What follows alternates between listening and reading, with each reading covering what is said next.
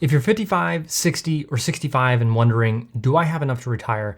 This might be the most important video you watch. Because the goal isn't just to quit working, it's to retire without worrying about money. And I've seen people with $1.5 million saved, even $2 million saved, still terrified to leave their job. And not because they don't have enough, but because they don't know if it's safe to start using it. One of my clients recently said, I have all this money saved and I still feel behind. And that really hit me because it's not just about the number, it's about confidence. And for a little bit of context, according to Vanguard, the average 401k balance by age 45 to 54 is $168,000, 55 to 64 is $244,000, and 65 plus $272,588. So today we're going to be exploring what enough and what thriving looks like at 55, 60, and 65. And we're going to be doing this through two fictional characters. Enough Ned, grounded, cautious, focused on a simple, secure retirement, and Thriving Sally, adventurous, generous, and driven to live a rich and fulfilling life in retirement. And by the end of this video, you'll start to understand how much you may need depending on the kind of retirement you actually want. Enough to feel secure or enough to thrive. So what actually makes retirement work? So when somebody comes to me and says, can I retire? Here's what I actually look at. Your lifestyle. Is it modest, comfortable, luxurious? How do you really want to live? What's your spending like? What are your expenses? What's your fixed expenses versus discretionary expenses? How much are you spending on your house? How much do you want to travel? How much do you want to dine out? How much are your groceries? And so a note here is that if you're retiring with a mortgage, it is going to have a major effect on your living expenses. So keep that in mind as we go through this. Next, we're going to be looking at healthcare, especially important if you're under 65 and not yet on Medicare.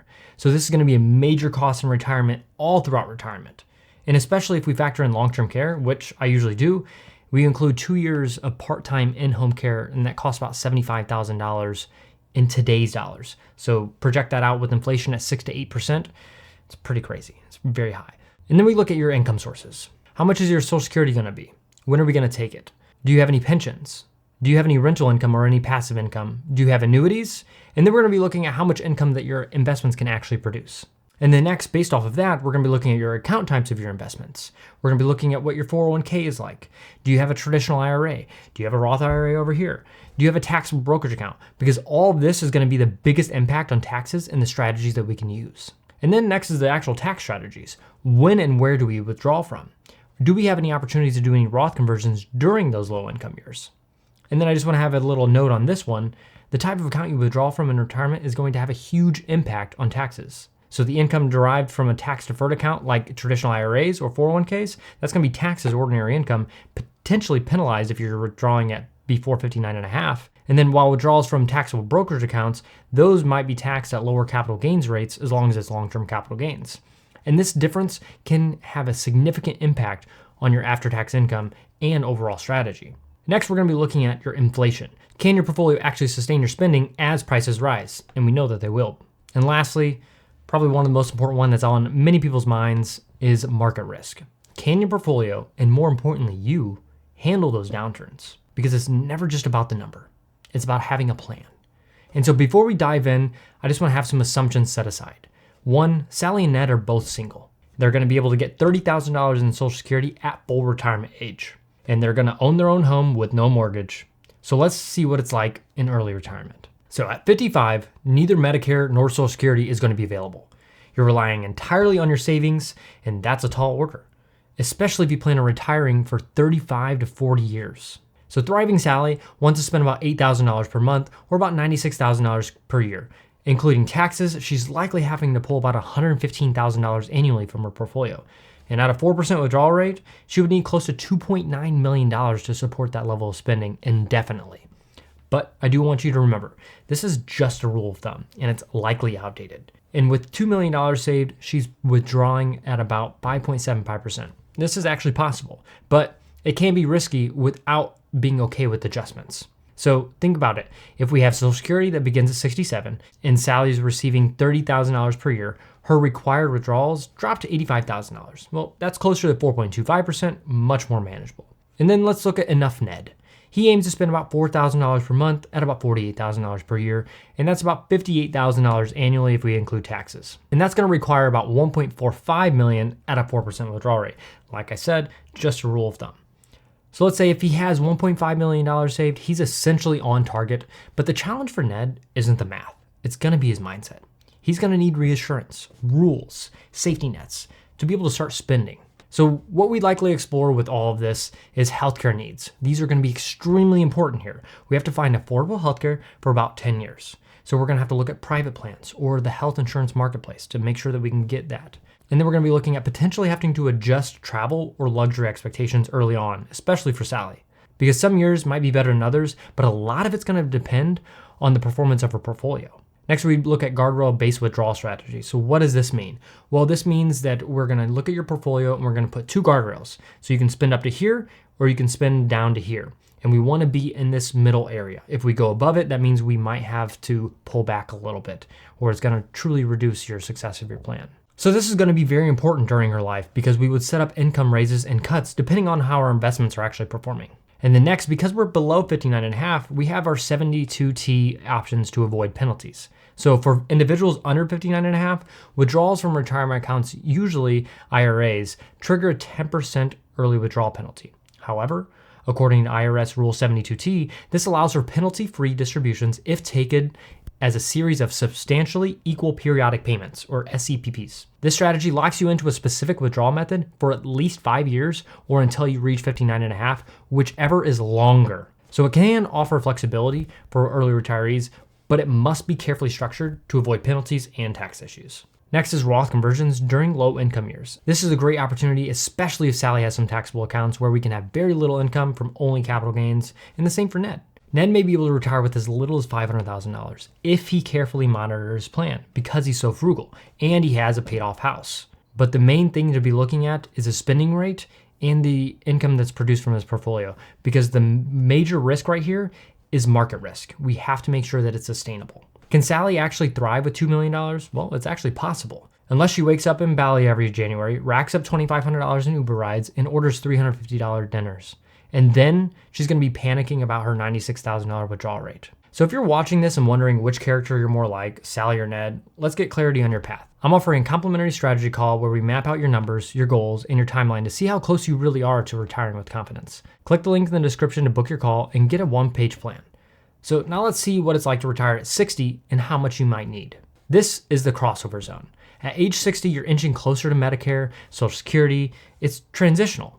Spending may shift. New income sources may be just around the corner. And Sally now has $1.6 million and wants to spend $7,500 per month, which is about $90,000 per year. And if we include taxes, that's about $108,000 annually. So her withdrawal rate would now be about 6.75%. Once Social Security kicks in, it could drop closer to 4.8%. So she's in a zone where lifestyle adjustments may help with her plan.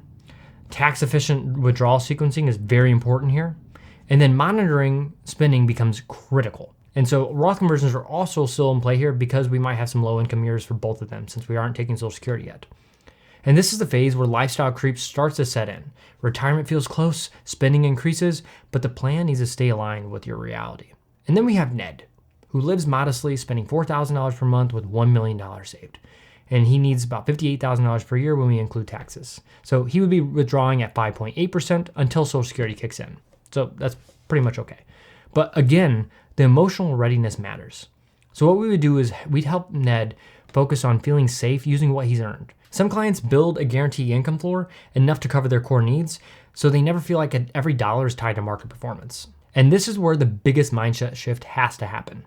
Moving from a lifetime of saving to the unfamiliar act of spending, for many of my clients, this is the hardest emotional hurdle. You've spent decades watching your balance grow, making responsible choices, and building that sense of security around accumulation.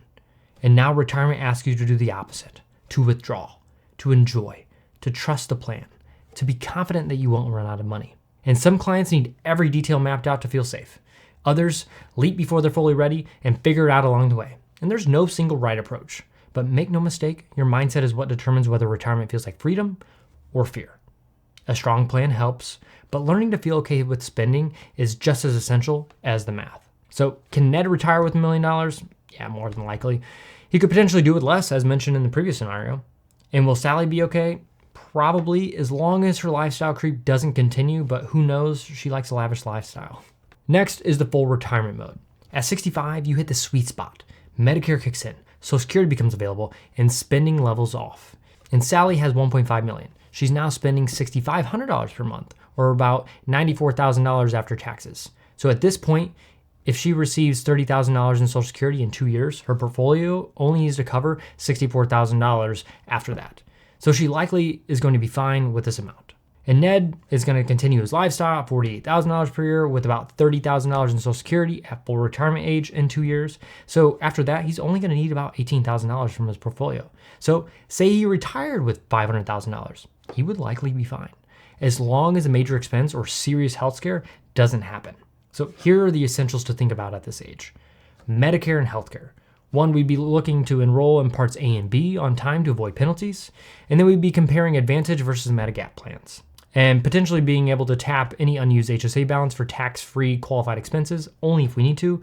But most importantly, we'd be watching your income thresholds to avoid any higher premiums for IRMAA, I-R-M-A-A. And then next is Social Security strategy. Do we claim at 65 for immediate income, or delay until full retirement age 67 plus to boost those benefits 8% per year, or wait until 70 to be able to do that? And then we have tax and withdrawal planning. We plan for RMDs potentially by doing some small Roth conversions now to lower future taxes. And one thing that could be possible is keeping 1 to 3 years of what's called a freedom fund bucket.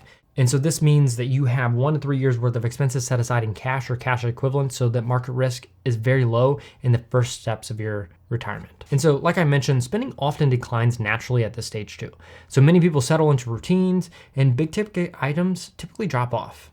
And then I just want to have a quick note on this. For longevity and spousal coordination, if you're married and your partner is younger, or if you have a different health profiles or life expectancies, your retirement strategy needs need to reflect that. And planning only for the first spouse's life expectancy can leave the survivor financially exposed. I've seen this happen in clients before. So we have to have some joint life income strategies, or last to die planning can create better outcomes for these couples. And with these scenarios, we are assuming that they are single, so we're not worrying about that right now. In this scenario at 65, they're both going to be okay. Sally's big plans from when she was in her 50s have slowly been realized or tapered off, so she doesn't need to travel as much as she thought she would. And Ned remained frugal, and he's able to retire with a modest nest egg since he owns his own home and is very conscious of his spending. So what's really holding people back? Because it's almost never just about the number. It's commonly the fear behind it. The fear of the unknown, no clear income plan, uncertainty around spending, market crash anxiety, healthcare unknowns, and then no clear vision for retirement itself. And so what I would say, Sally needs structure. Ned needs permission. Both need clarity. So here's the competence formula. To retire confidently, you need 1, a clear vision for your retirement. 2, a defined income plan. 3, a realistic spending plan that balances your wants versus your needs. And then a tax map for smart withdrawals and potential Roth conversions during low income years. And then lastly, a freedom fund. So these are cash reserves or flexible income to cover 1 to 3 years worth of expenses sitting in cash or cash equivalents. And so this turns anxiety into action. So whether you're more like Sally or whether you're more like Ned, you don't need a perfect number. You need a strategy that reflects your real life. I've seen too many people with $1 million or more delay retirement, and not because they can't, but because they don't know how. So ask yourself, what does enough look like for me? What would it take for me to thrive? If you want help answering those questions, book a complimentary strategy call where you can get a second eye on your situation. So thanks for watching, and I'll see you in the next one.